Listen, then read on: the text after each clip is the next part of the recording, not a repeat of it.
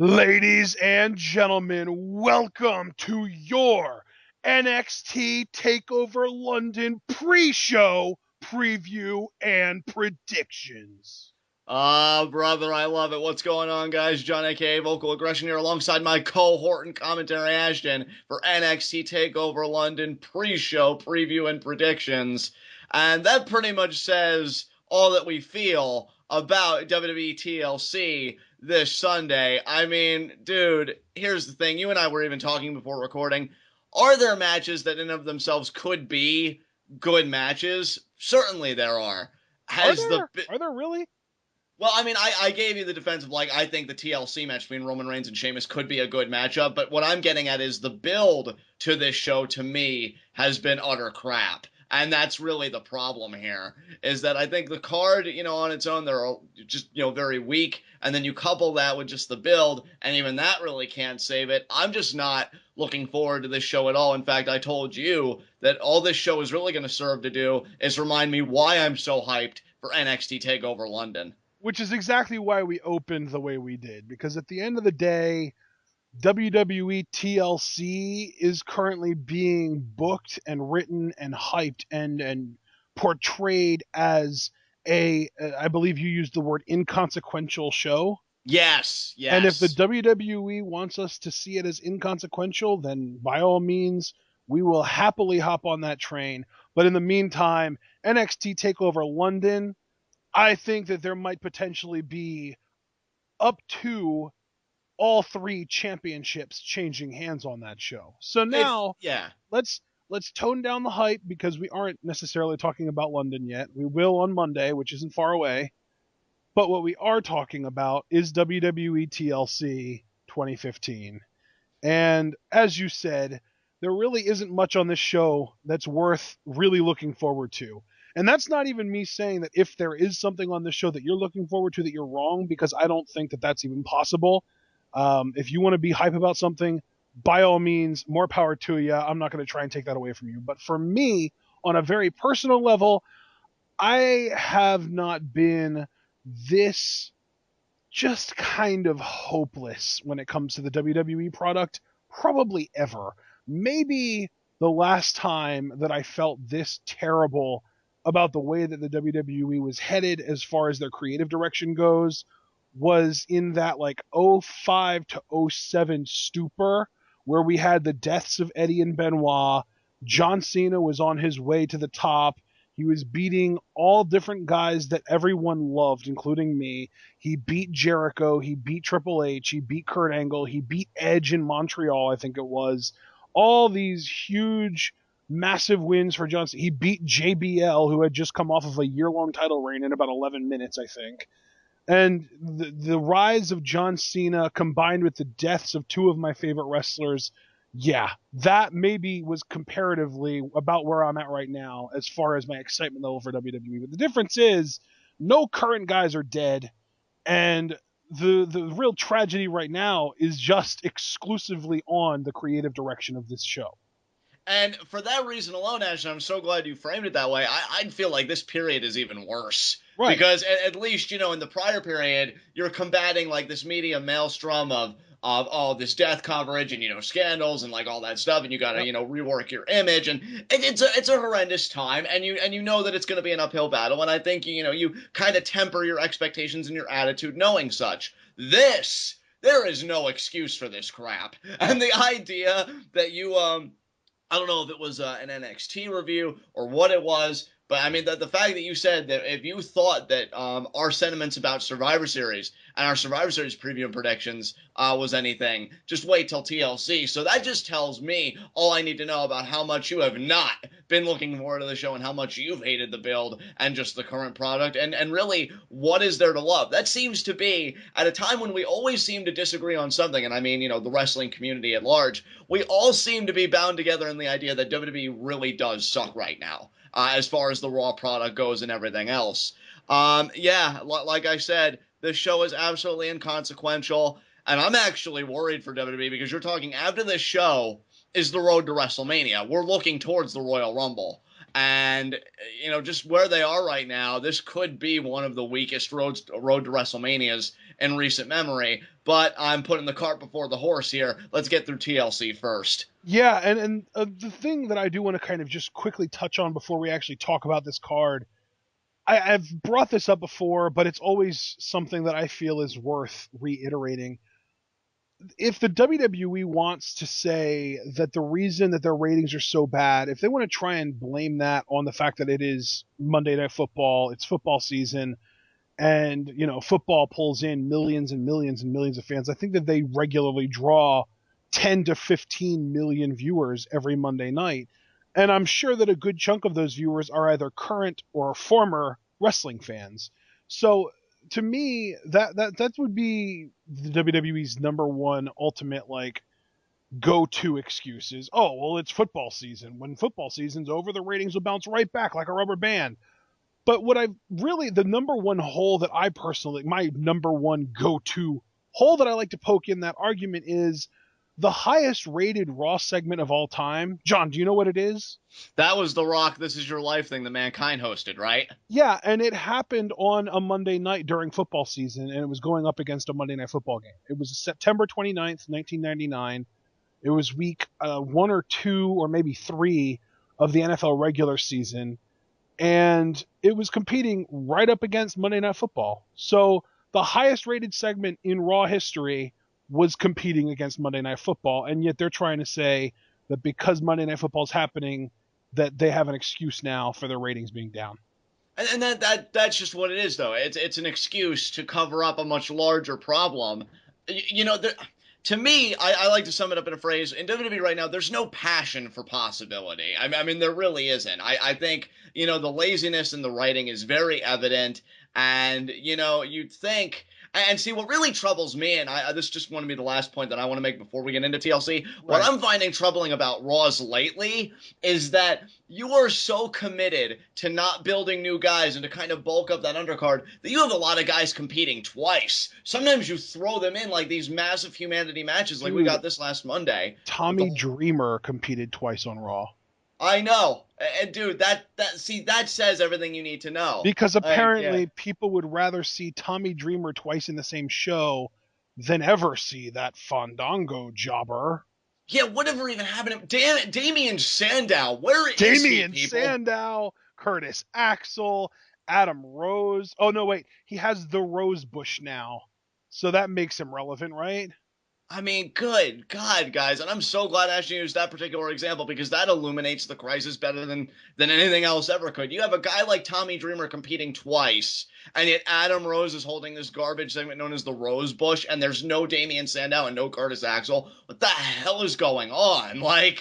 I don't know. It's really frustrating. But with that, let's get into this card and just see how the frustration kind of plays out in this pay-per-view landscape. Okay, we have 7 announced matches, none of which have been officially announced to be on the pre-show. So what we're going to do is we're just going to look at this card, pick the match that we care the least about, and work our way up, okay?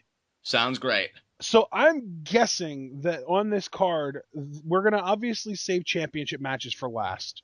And we have 5 championship matches on this card. So the only 2 matches left are ECW Originals versus Wyatt Family and Ryback Rusev. So I'm assuming you would probably want to open with Ryback Rusev, right? Yeah, let's do that. Okay. What do you think, man? Who's winning?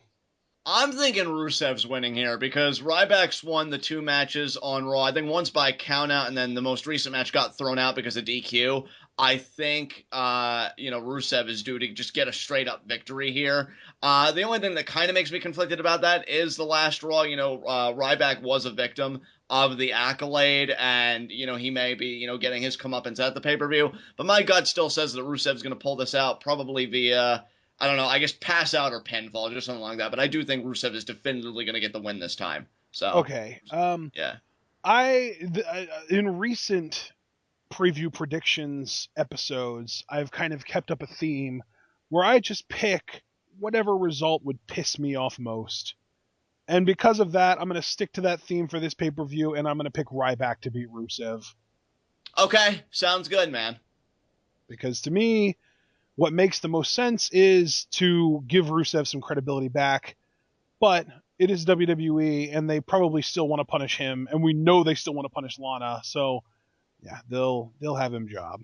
Yeah, and if this was a more appropriate commentary, I'd be ranting about that too, because that really pisses me off. But yeah, I could definitely see where you're going. It's a shame too, because I also remembered another justification I could have for Rusev winning if WWE was sensible. He is a part of the League of Nations, and we don't really Yeah. know how long that faction's going to last or what their impact's going to be. You So mean the any League of win would help. Jobbers? Yeah. Oh God. Yeah. But I'm still gonna have hope. I don't know why. It's a masochistic tendency, and I'm gonna say Rusev gets the win. You are the king masochist, aren't you? Indeed. King Masochist and say I've got the best of both worlds, my friend. I've really got it all monopolized. All right. So let's take it to our next match then. Is there any doubt in anybody's mind that the Wyatt family is going to beat the ECW originals? Or I mean, is going Honestly, to lose. Is going to lose to yeah, the originals. That was my mistake. I was just about to say, honestly, like, I wouldn't blame anybody for having a doubt that they were gonna win because the Wyatt family just seems to be that group. We do this really cool stuff, or we have moments of dominance on TV, and we lose at the pay per view. And you know Like, what? That right there, I would be if this was not an elimination match, I would probably pick ECW Originals to just put Eric Rowan through a table and win. But it right. is an elimination match, and I don't see how anyone's going to eliminate Braun Strowman. And I'm glad you mentioned that because I did not know that this is an elimination match, actually. So thank you for giving me that Well, yeah, context. I'm on Wikipedia on the TLC Tables, Ladders, and Chairs 2015 page, and it says 8-man tag team elimination tables match. I could see it coming down to in this match Bray Wyatt and Braun Strowman. Maybe even Bray gets eliminated when there are like both of the Dudleys left, and then Braun Strowman eliminates both of the Dudleys for the win. I could see this being a dominant showing for Braun Strowman. It's his first really big pay-per-view appearance because we know he wasn't a part of the tag match against Brothers of Destruction at Survivor Series. I think they're going to want to really make him punctuate that whole thing and come in really dominant. So yeah, honestly, I'm gonna go against my gut again. I don't know why I'm feeling so optimistic in an age such as ours right now. I'm gonna say the Wyatt family's going to win, and I'll go one step further. I'll say Braun Strowman will be the last guy standing for the family, and he last eliminates the Dudleys. So I yeah, truly do hope that you're right, John, but because I'm just so salty and the sodium content is just so high in this preview predictions, I'm going to stick with my theory that the WWE is just intent on pissing me off, and I'm going to pick the ECW originals to win. and dude, here's the thing, like, because I could see you and I maybe being on opposite sides for a lot of these. I don't think you're wrong for any position you really take, because again, the period that we're in right now probably are going to pull their pants down by their ankles and shit all over our hopes and dreams. But I don't know, man. I think Braun Strowman's the wild card here, and I will say, in a lot of things that WWE has done wrong lately, they haven't really been too horrendous with Strowman. So I think they're going to stand by him and by extension the family, and that's why they'll get the win. I'm hoping, man, because I love Braun Strowman, and I know you do too. Yep. So this could be a really great moment for him on pay-per-view. Yeah, I agree. Could be, if only. Yeah, if only. All right, so now we get to talk about our 5 championship matches, and I think that probably the least important one is also probably going to end up being the most entertaining match. New Day, Usos, Lucha Dragons, triple ladder match, tag team championships. I think they're going to give the titles to the Usos here. Really? Really? See, Well, and that's the thing, John. Again, it sticks to me just feeling salty and feeling like the WWE is going to do everything in their power to just piss me off this WrestleMania season. And to me, the New Day is the best thing going. But the one problem is they're holding championships, and the WWE can't have any of their champions actually being entertaining. So naturally, they've got to take the title off the New Day and put them on Roman Reigns' cousins. wow, you really weren't kidding when you were like, the gloves are going to come off for this one as compared to a Survivor Series. You know what? And you and I have talked a lot about this before we came to this point of, recording premium predictions. New Day is the best thing going. To me, they've carried this whole program because they're the only team that's really been permitted to have personality. I even told you the only thing that really stops me from being fully invested, like, oh my God, this match is going to be amazing because I think it has all the right elements. I wish these teams would have had more interactions with each other. I wish we could have gotten the Lucha Dragons versus the Usos at one point. Maybe like an in-ring segment where they're all kind of talking that doesn't devolve into a brawl or anything like that. Give it some substance. But I feel like See, New Day John, is. the problem with your logic here is that you are jumping to this really strange conclusion that the WWE is actually willing to put effort into giving their performers characters. Oh my God, how many salted pretzels are coming out of the factory? But you're right. No, Well, you're it's true absolutely though. right. That's the thing. No, The it is. Usos. Yeah. The Usos. What exactly are the Usos other than Samoan? Do they have any character other than just their Samoan No, guys? no, they don't. And oh, and I forgot one. They're twins. So they're Samoan twins. That's their gimmick. Run with it. The Lucha Dragons. What the hell are they? Other than they wrestle with the Lucha Libre style. That's it. Yeah. That's all they are. The New Day are the only people in this group that have any personality or character whatsoever. And I'm convinced the Usos are winning this. And that's, you know what? That's the thing too, is like with the ECW Originals Wyatt Family match, like if I was picking based on my logic, I think the Wyatt family is going to win that. But going by my theory, then I'm picking ECW Originals. This match, I legitimately think that they are going to give the titles to the Usos, regardless of how salty I am. Yeah, and you know what? I don't blame you because I think ever since I always forget, and I don't even mean to be offensive, but whichever Uso got injured, I think it was Jay Uso that came back from the injury. Yeah, it was Jay. It was Jay. Because then Jimmy was on commentary on SmackDown for the longest time. Right, that's right. Thank you, Ashton. It does seem to make sense, like that they're primed to get those titles back. Here's my thing too, and this isn't a pot shot like at the primetime players, especially those that are fans of that team. I almost wish that the New Day never even dropped the titles to begin with for that brief time to the primetime players, because they've been so good. I would have loved for them to really go on a monster run with these tag titles. And see, my feeling is I think that the New Day are gonna do that now. Here, I feel like either they're going to drop the titles before WrestleMania, or ideally, I would love to see them drop them at WrestleMania. To whom? But, and see, I don't know to whom. I can't answer the other half of that question yet, because logic would say maybe the Usos. If it was entirely up to me, and you know, John, this is one of those years where I kind of feel like we could probably put together a fantasy road to WrestleMania like what we used to do. Right, yeah. But if it was up to me, I would want to build up the Lucha Dragons, give them character, make them relatable, make Kalisto that Rey Mysterio Jr. type character where he's this ultimate underdog and he's, you know, talking about how it's not about the size of the dog in the fight, it's about the size of the fight and the dog and that kind of thing. And they kind of started that a little teensy-weensy little bit in the lead up to Survivor Series, but then he lost and then they dropped it and now no one cares anymore. Yeah, you know what? And it's crazy, Ashton, because the Usos have like reformed or reunited. It didn't take long for me to feel apathetic about them again. I feel like they really haven't had the impact, at least in my mind, that maybe WWE thought they would have. To me, I'd be cool with Lucha Dragons winning here. You know, I would be ecstatic if the Lucha Dragons were the one to win this match, if for no other reason, because that would give them TV time and they would get to put on matches on TV. But again, the New Day is the best thing going, and the only reason that I would want Lucha Dragons to win the titles is so that we could get New Day versus Lucha Dragons and kick the Usos out of the goddamn title picture. But it's not going to happen. You and me both. You know I've been clamoring for the longest time for New Day and Lucha Dragons to have like a team-to-team program. Nobody else. Just those two teams. Oh, so another reason why, and this is the salt coming out again, another reason why I think it would make sense just to predict that the WWE is going to put the titles on the Usos here is because if Enzo and Cass get called up, then that would be perfect timing for them to have completely missed out on the opportunity to do Enzo and Cass versus New Day on the mics for the titles. That is so true. You know what, dude? It's funny because, don't get me wrong, I have my own salt about the product, and it certainly, is here. I just think, New Day are these amazing heels. They are the best thing going. Build up this team. They are so good that if you keep the titles on them and you give them a legitimate reign, you could give a babyface team a worthwhile WrestleMania moment. And that is what I really want to see. But John, WrestleMania moments don't matter if they don't belong to Roman Reigns. I know, man. I know. But we gotta change the system. So I love this whole interplay between your salt and my unnecessary, unfounded optimism. I'm gonna say... Yeah, it's kind of weirding me out, I gotta tell you. I think I have to, Ashton, because if I don't, keep your mind right?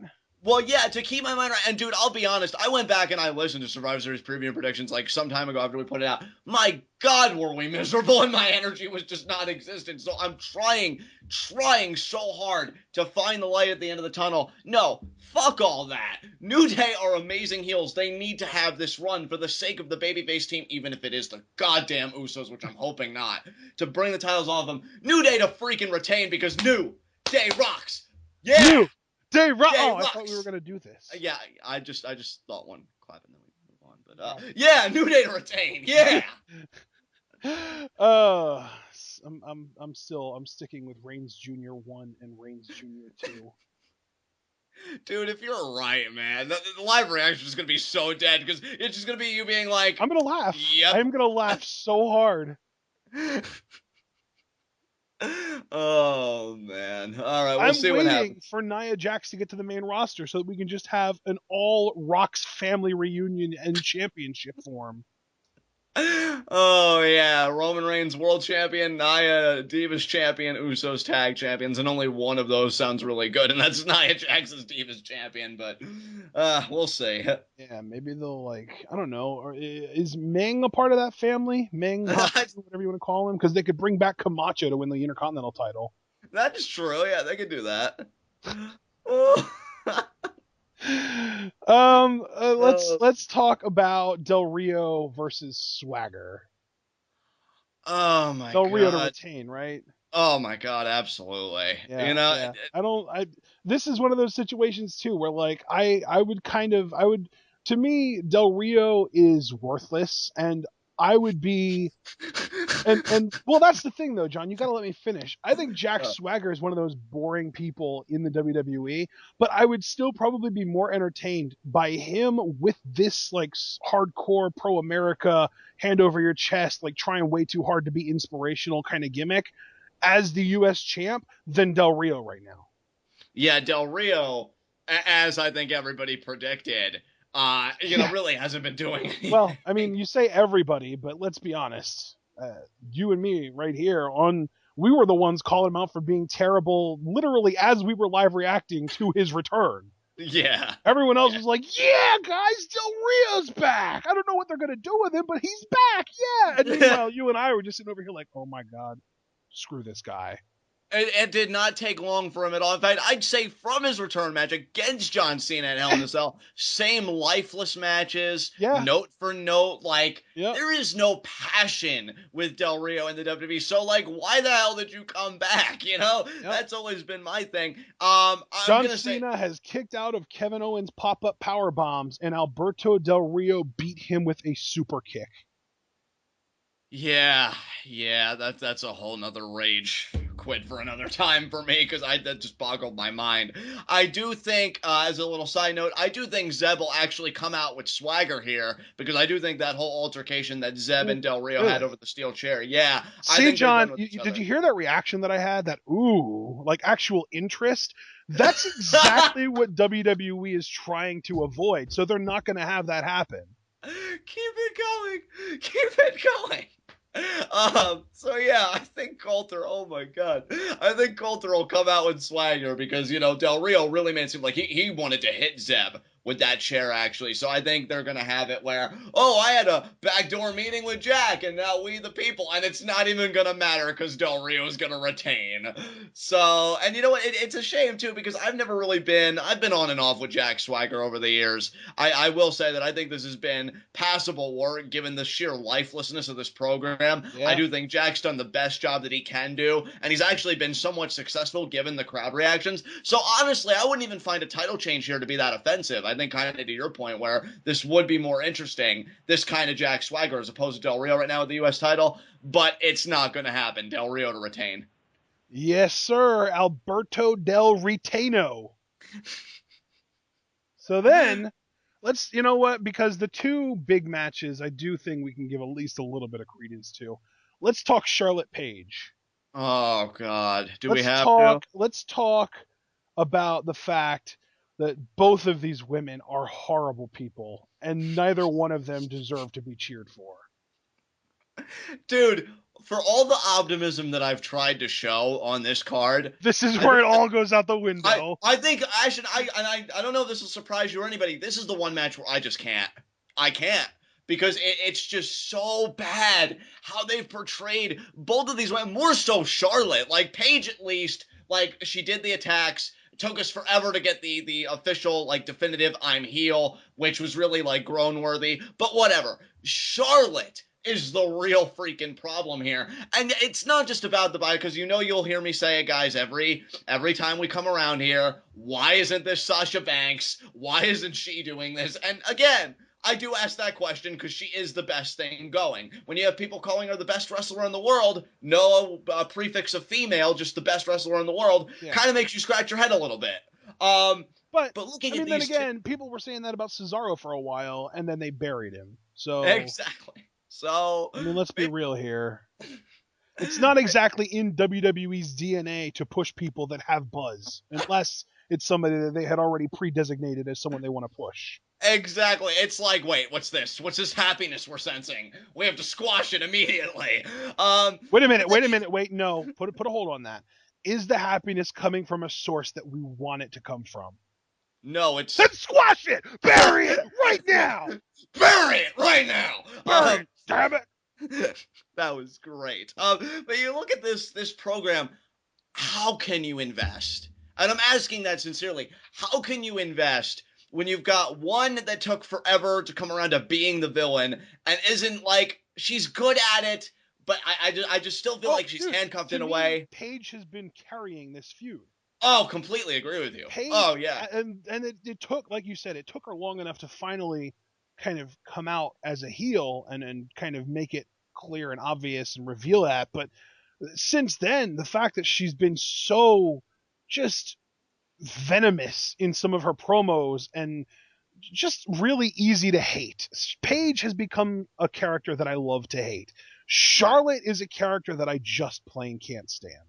Yeah, and here is my thing too that boggles the mind.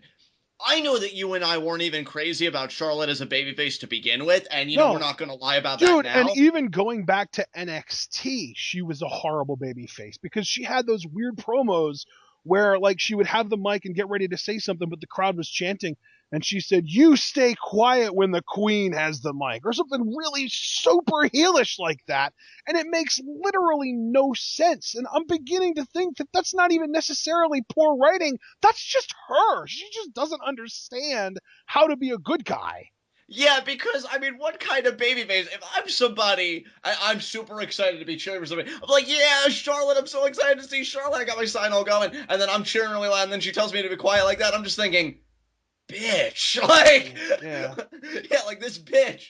Like, no, in all seriousness, we're not going to lie about that now. She's still a horrible babyface, sure. But way to jump the gun, WWE, because you don't even finish this program, so I could be somewhat invested in Charlotte, and for no other reason because she's supposed to be the babyface when you start having her treat Becky Lynch like garbage. And honestly, that's who I'm rooting for in this whole thing, and she isn't even in the damn match as Becky Lynch, because I was telling Ashton before we recorded, on SmackDown, she beat Paige, so I would have to think that Becky Lynch is the next program for whoever comes out of this match, and I do think Charlotte's going to retain. I'll say that right now. Yeah. And that she's who I'm rooting for. Like, I wouldn't even blame her if she ran in this match and beat the crap out of both of them because I'm sick and tired of her being pushed aside. I mean, that would be implying that the WWE is willing to make a purebred babyface look strong on the women's division. That's exclusively a right for men in WWE.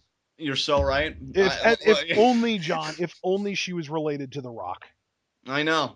It's just, it makes me so angry, dude, because, and we've been saying this for a long time, it's not news or anything like that, but that the whole Divas Revolution and all these terms and all this, like, fluff, it's just, it's exactly buzzwords. It's exactly fluff. That's all it is. It's fluff. It's a distraction. It's a distraction, exactly. And it's such a shame because you do have talented women, but way to strip them of any and all meaning and make them the caricatures that JBL makes them out to be behind the desk. Oh, all women hate each other, Margot. No women can be friends. No women can be it's strong funny in their personalities. Too because I feel like JBL has kind of lightened up on that. He probably got a stern talking to. But now it's gotten to the point where it's not even something that needs to be said because the women in the WWE are written exactly the way that he said. All of the women in WWE hate each other. It's not even necessarily something that the actual people are like, but the characters, Paige, Charlotte, Becky, Sasha, Naomi, everybody hates, well, the girls in Team Bad seem to be pretty tight, but other than that, everybody hates each other. We've even had sister on sister crime a couple years ago with the frickin' Bella twins. That was not even more than 1 year ago. That was last year. I'm just trying to push it out of my memory. But yeah, the Bella twins even hated each other at a point. So nobody is exempt. All women hate each other. The simple problem here is that it's written that way. That's like when that would be like if somebody in the Marvel Cinematic Universe would be like, "Oh, don't worry about it. Iron Man gets cranky when he drinks too much." And he's never experienced that before. He's never, I mean, obviously he has, but just in this example, like he's never drank it before in his life. And anytime he has drunk, it has been really like normal, just drunken effects. But now after this gets said, anytime he takes a sip of alcohol, he's just a rage monster. Like you're writing it to be that way and it's wrong. Right. Right. And the only two saving graces, and I say this with the utmost tentativeness because I know the period that we're in and that can all go to shit in a heartbeat. And it will. One, Team Bad is still together because I thought they would have dissolved long ago because of the We Want Sasha Jets. I would have thought, honestly, that we would have been, well, probably well over at this point because they so rarely get TV time anyway. But Sasha Banks and Naomi program because I thought that's where we were headed. I'm actually glad we averted it because I do like Team Bad. I do. I'm glad they stuck together.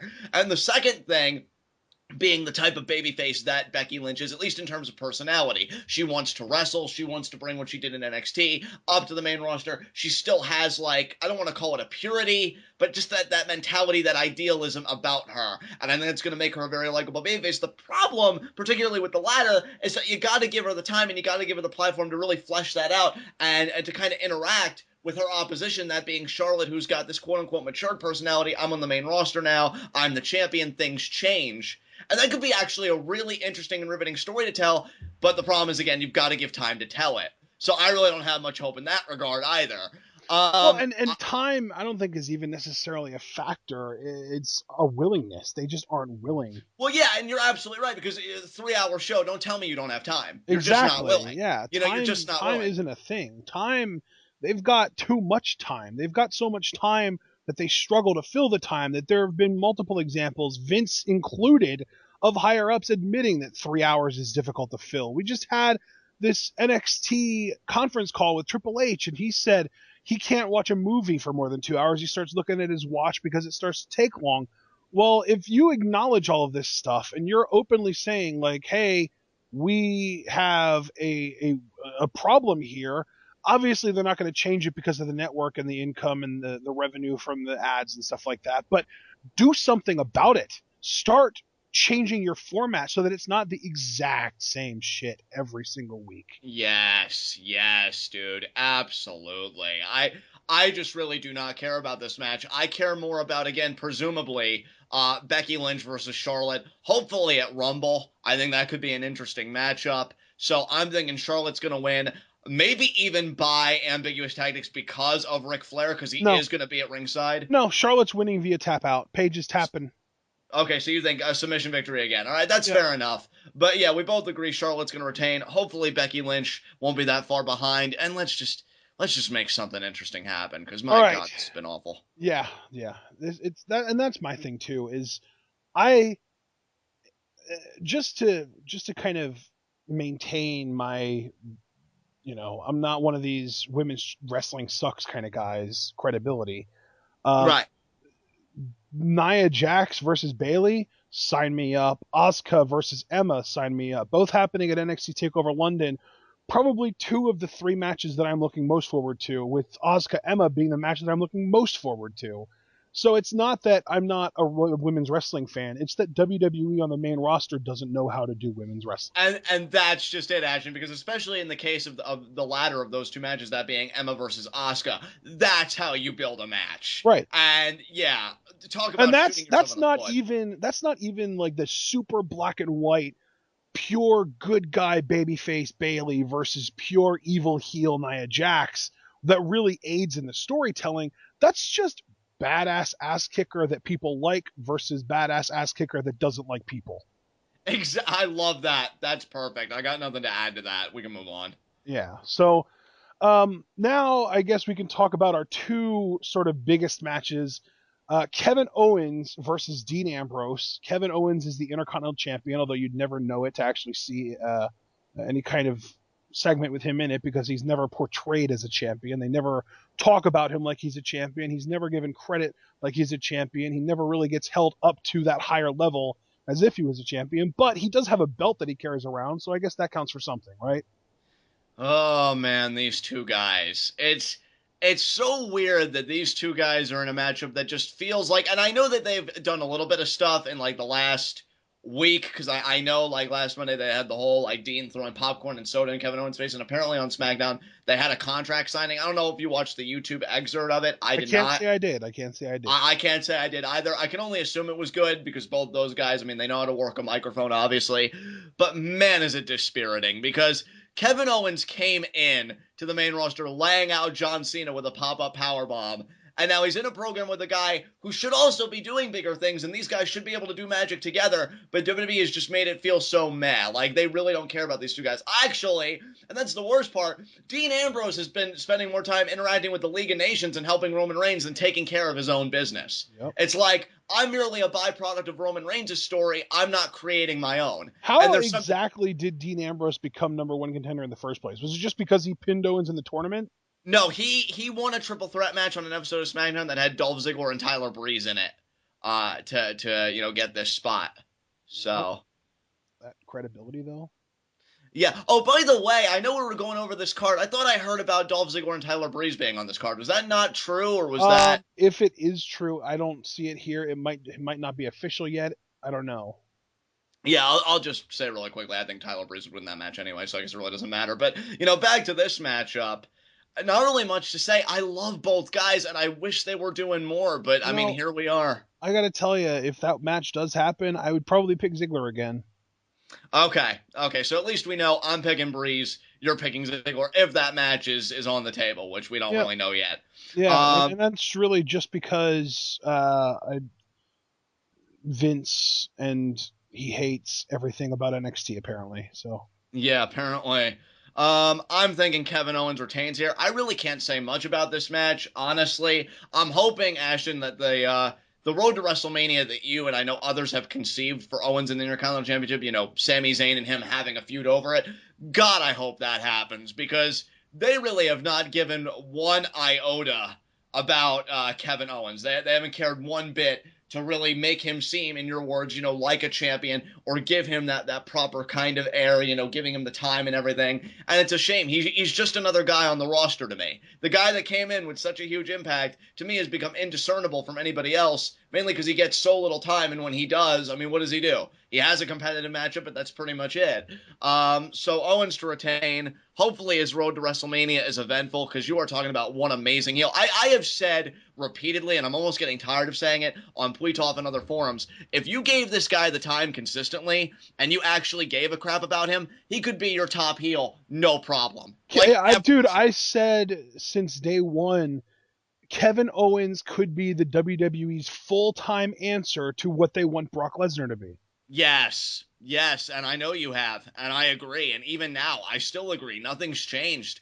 And Dean, to his credit, I still think he could be a great babyface. People are into him when he's got something to do, but it's just so start and stop with him. And these are two of the best talents you have. Like, honestly, the more I think about this match, the more this match may actually make me the angriest, even compared to the Divas Championship match, because what are you doing with these two guys? I don't know. Owens retains after a solid match, but really, folks, my question is, and this is coming from me here, what good is a solid match really when these guys could be doing so much more outside of that? I don't know. Owens And for just to maintain the WTF factor, Ambrose wins. But what about your number one rule of being a Dean Ambrose fan? My number one rule of being a Dean Ambrose fan is never count on Dean Ambrose to win. I'm not Yeah, counting on him winning. I'm counting on WWE doing something nonsensical, and that big time takes more priority than the Dean Ambrose rule. Only you would figure out a way to both put forth that prediction seriously and keep your rule about being a Dean Ambrose fan in harmony. Well, You're my whole not too thing is, bad, my again, friend. I'm picking the results that would piss me off most, right? Well, what would piss me off more than Ambrose losing to Owens and then these guys moving on to their separate ways? It would be Ambrose winning the title and them having a rematch at the Royal Rumble pay-per-view and neither one of them being in the Rumble itself. So that's my prediction. And you know what? Like I said, and I said it earlier on, I forget which match it was, but no matter how many times you and I come down on opposite sides of the fence, I am never going to really perceive you to be wrong because in this age right now, anything can happen, which means the absolute worst can happen. So there you go. And I guess speaking of the absolute worst, that only leaves one match left, right? Sheamus versus Roman Reigns. And I'm going to Okay. tell you right now, just straight up, Sheamus wins, Roman wins the Rumble.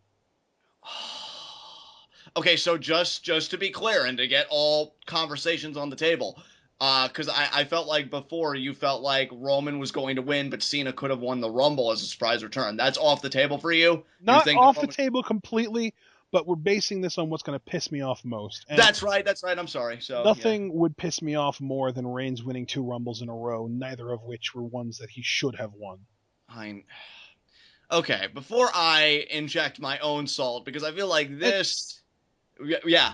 well, I was just going to say, and you know what the worst part is that the WWE has gone so far out of their way to cool down everybody not named Roman Reigns that even if I would say Roman Reigns winning is off the table, I wouldn't know who else to pick to win the whole thing because nobody else has any credibility anymore other than Reigns.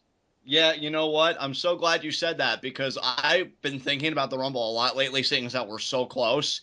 And you know how badly I've wanted to avoid a Roman Reigns repeat after how well, last year turned out. And I ran into the same problem as you. I'm like, who is even believable to win the damn thing? And that's when it really hit me. Oh my God, there's no one.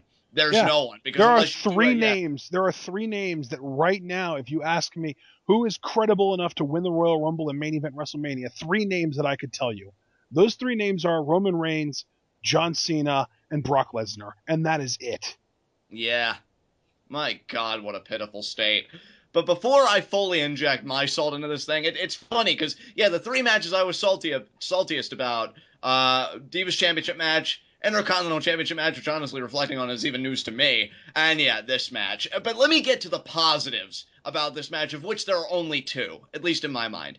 One, I do think from an actual match standpoint, this will be a good match. I think the styles will go well. I think they'll utilize the rules of TLC to their advantage. It'll be a good matchup. Two, and I feel the need to say this now because I feel like this is going to get lost in a lot of the anger and the salt and everything else. Let's all give credit to Sheamus for trying. Because I feel like in an age where everybody's injured and there are really no credible heels, and the fact that this guy was made to look like a joke before becoming champion, he has really tried his best to be that credible champion and to be presentable as that heel that is just dominant and whatever. I like Sheamus 515. I thought that was clever. I watched the sit down interview he had with Michael Cole, and I loved his whole psychology of why he actually has the edge in TLC against Roman Reigns because he won his first WWE title in a tables match. He won Money in the Bank in a ladder match. Like, this is his element, not Roman Reigns's. So, Sheamus has really been putting his back into being WWE World Heavyweight Champion, and I feel like it's a thankless Sadly, job right now. sadly, he's going to end up throwing his back out, and then the WWE will label him injury prone and never give him another title again. Well, potentially. Yeah, because, I mean, that's a big load he's carrying, so that wouldn't surprise me at all. But I know it's a thankless job right now, given that everything sucks, but that's why I just wanted to really make clear here. I've appreciated his efforts, and I just wish that he was a stronger Money in the Bank holder prior, because then maybe I'd actually take him more seriously. I like the I like the idea of the League of Nations, but I'm so weary of the execution because again, it's WWE and Yeah, and they everything's salt. freaking lose everything. They, as the League of Nations, have they won a single match? They won that handicap match with Roman Reigns, I think, where it was like what 7-on-3 or Did seven they on even four. win that? But was that They did. by DQ? No. Sheamus pinned Dean Ambrose. So Oh, yeah, that so okay, so it was 7-on-3. Okay, I see what you're saying, but it wasn't like an elimination match where everyone had to get pinned or anything like that. no. And that's another thing, too. I'm glad you brought that up, because the idea that Roman Reigns flat out pinned Sheamus in that elimination matchup, like, holy crap. And then in the same night, you have him really just get beat down, speared to the table. And that's the only reason I really am picking Sheamus to retain here, because you really went out of your way to make the guy look like crap. I need not even mention Tater Tots, which, oh my God. Oh. You did so wrong by this man. I feel like you were just kind of winding the spring up so he could bounce all the way back up, which isn't even that far, retaining in this TLC match, probably because of rampant League of Nations interference. I could see this turning into a melee. League of Nations come out, I then could see, Dean yeah, Ambrose like come out. Yeah. eight or nine bodies all at ringside. Yeah. And then Sheamus capitalizes Yep. however he does. Maybe Retains Sheamus doesn't even grab the title off the ladder. Or maybe someone else does and just hands it to him. Hell, with how Barrett. weak they've portrayed Sheamus, absolutely. Yeah, I Yep. could buy that. Yep. Yeah, no question. Yeah. I think, and you know what though, John? My thing is with the whole Tater Tot promo. Yeah.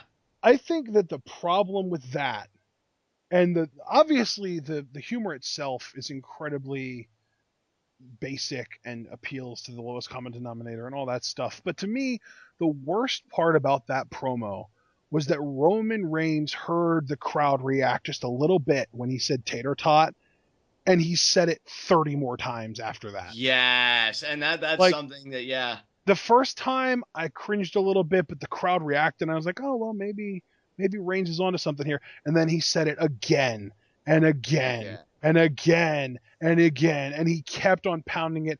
And within the confines of that one promo, the Tater Tot term went from kind of over to completely dead, buried, and never to be seen again. Exactly. And just, I don't know, man. And by the way, that crowd was gross for popping at that too. I know. Between that crowd and the crowd that chanted, "This is awesome" when Tommy Dreamer returned, I don't even know you people. Like, what is happening? But yeah, man. I mean, Sheamus retains. But who really gives a shit? I mean, seriously, because Sheamus is looking like a joke, and I feel bad for him, because again, I stand by everything I just got done saying. He is trying to be clever, to be that good heel. It doesn't matter, though, when they're like, okay, Sheamus, you've done all this work. Now you're gonna eat the pin in this tag match. And then when you try and regain your heat back by saying, oh, well, I'm going to make Roman Reigns pay, you're going to get speared through a table. Because, that's great, right? And that's another thing, too. He got speared through a table like 10 seconds after chucking Roman Reigns over the announce table.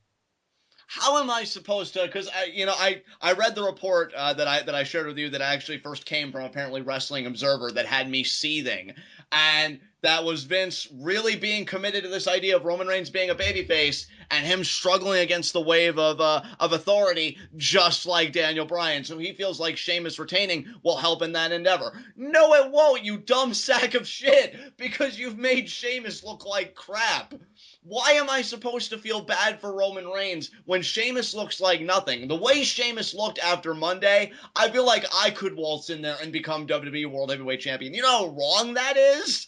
Like, I'm not going to care if Roman Reigns loses. If anything, I'll be happy, and it isn't even against Roman, because I feel like he's grown a lot, and I am ready for him to finally get this reign off his back. But good God, can you at least give me a competent heel, like a strong heel in terms of booking, to do that with? It's so funny, too, because 2 years ago, we were kind of in this same spot with Daniel Bryan, where we were kind of depressed because we wanted to pick him to win, for him to win the title, but we weren't, because we just kept on getting this feeling like, oh, well, WWE, they don't want to put the title on him. They want to keep it off of him. And he didn't win the title until WrestleFreakin' Well, yeah, I've got that exact same feeling with Roman Reigns. The difference is nobody actually wants him to win the title, except for those of us that just want to get it done and over with. Exactly. And again, like, I feel bad for him too. In the same way I feel bad for Sheamus, I feel bad for Roman Reigns, because I don't know how much of this is just a product of the system. Things like Tater Tots and all this stuff.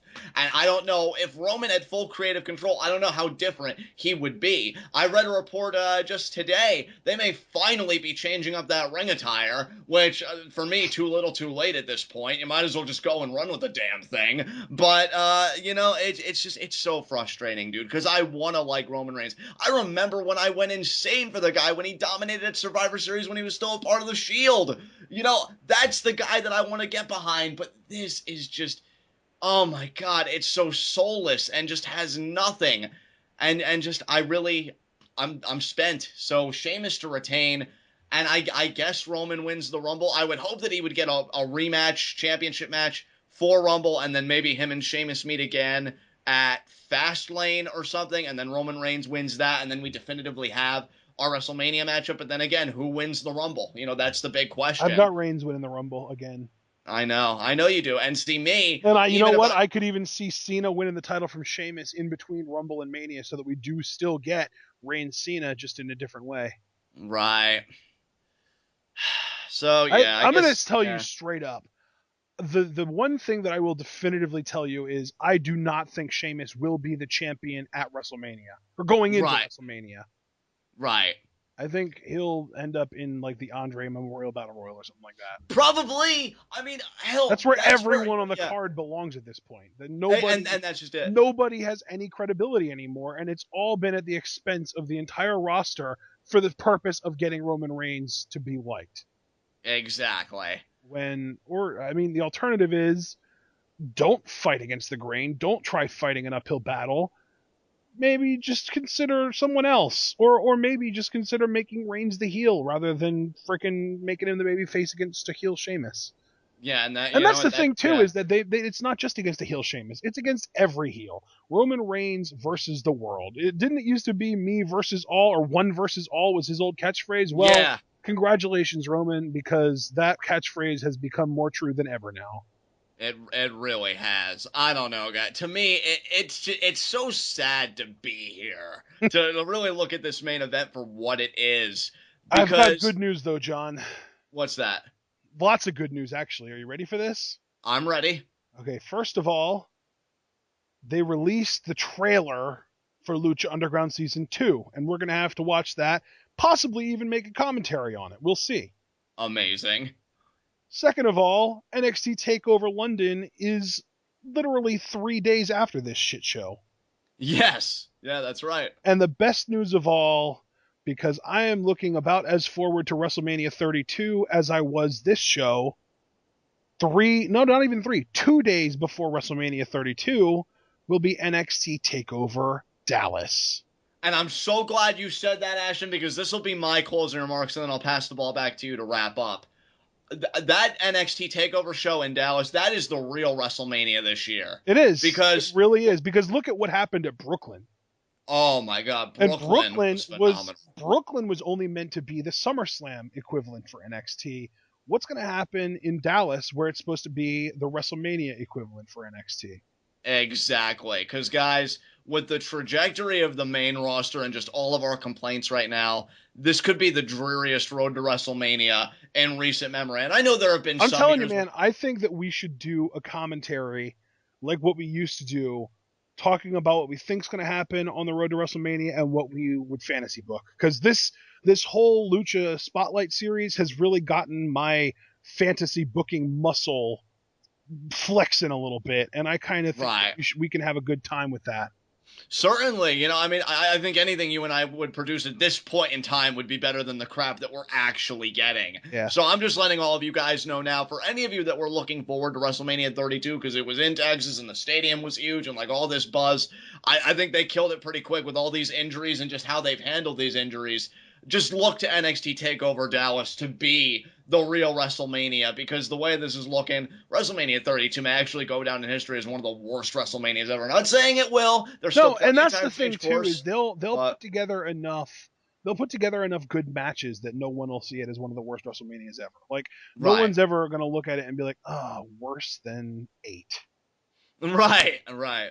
But it's still, from a story perspective, the build up to WrestleMania 32 might be one of the worst ever.